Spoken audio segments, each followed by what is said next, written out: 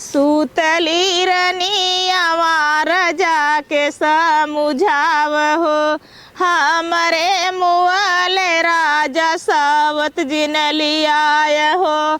लालना का करी है दूर गतियान, अरे रानी का कहल राजा मानबो न कईन, ले आईन दूसरी सवतियान।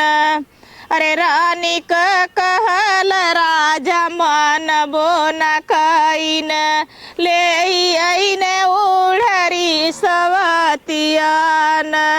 एक दिन के राजवा हो गई न जहितैया, एक दिन के राजवा हो गई न जहितैया।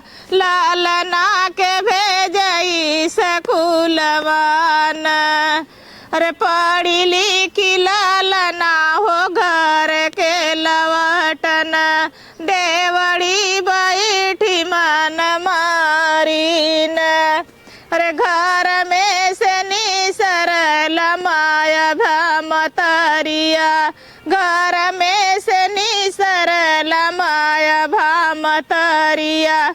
हाथवा में लिहले कटरियान, दहिने हाथ लालना का मुड़िया दबावले, बाएं हाथ चलावले सकटरियान। धज काटी लालना का पुअरा चोरा, गोड़ काटी सिर लाल का पुअरा चोरावले।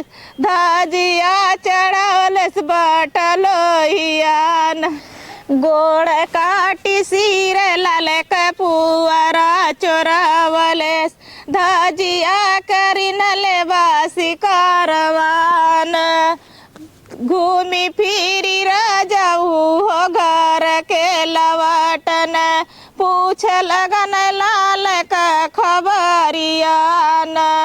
घर में से निसरल माया भमतरिया, पूछ लगन लाल का खबरियान। अरे दाना कैल पानी कैल कैल राजा भुजावना, तो हरे ललनवा के भेजे बाई स्कूलवा।